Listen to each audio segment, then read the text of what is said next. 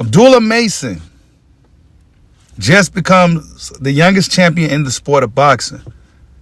At 21 years old, 20 wins, 17 KOs, he becomes the youngest champion in boxing, the WBO lightweight champion of the world.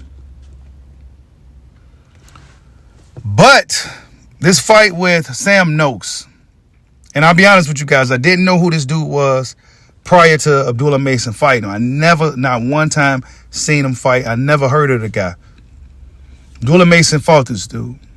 Now, when I'm looking at some of the reactions from some of the fans in regards to that fight, a lot of people seem to believe that Abdullah Mason got a gift, that Sam Noakes actually won that fight. Me personally, I don't believe that was the case. But one thing I will say, and I received heat before when I gave my honest thoughts on one of Abdullah Mason's more recent performances, the fight where he got dropped.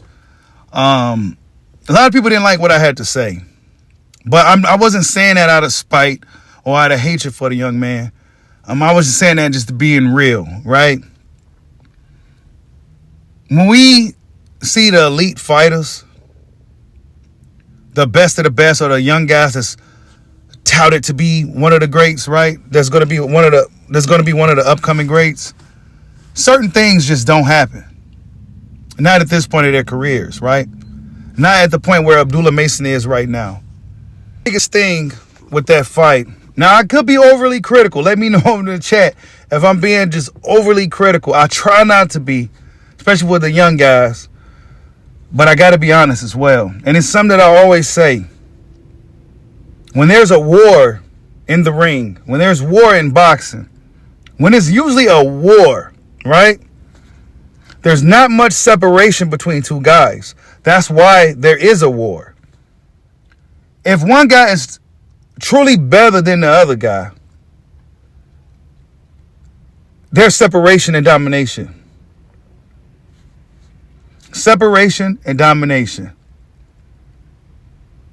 Abdullah Mason, as good as he is, he didn't separate himself truly from that guy.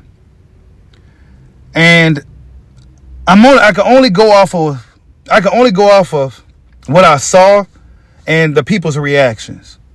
You got a lot of people saying that Noakes won that fight. I don't believe that's the case.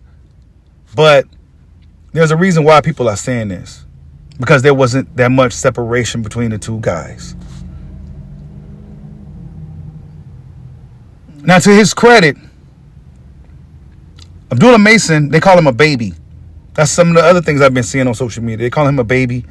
And he does look like a kid still. He still looks like a teenager. He hasn't quite matured yet. He hasn't quite got his grown man strength yet. So this is essentially a late teen up in there going up against a grown man.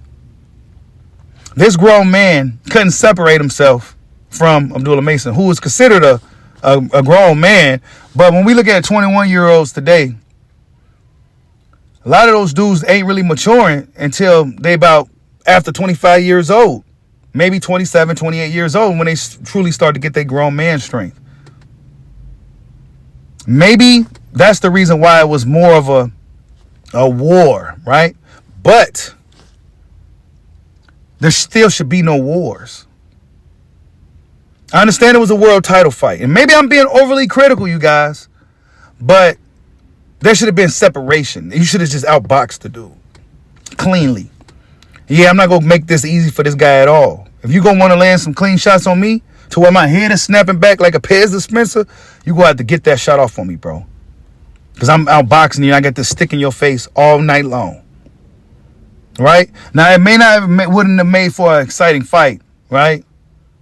But, you know, out of all the top guys, right, on that card, the Ring of Champions, out of all the fighters that was fighting for a belt that night, out of all the favorite fighters that won that night, and he was one of them, he was the one that looked the worst for wear out of everybody that fought. And I don't know if I like Abdullah getting into these wars, man. I just don't like it. Not this early in his career, bro. Why you get into wars, man? I said it. I don't like it. I like Abdullah Mason. I'm a fan. Now you got people like Floyd Schofield Sr. saying stuff like this. Fighters, they're like, yo, after watching that, they actually want to see your son and him even more. I mean, what do you think? Do you feel like that's how people feel? That ain't what Turkey feel. You see how he was getting up panicking?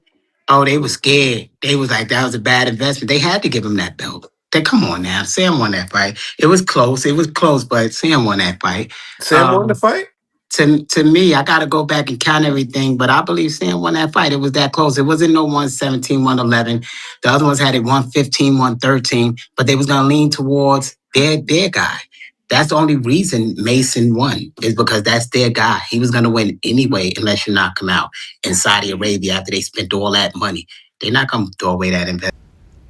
They think you got a gift and all this other stuff, right?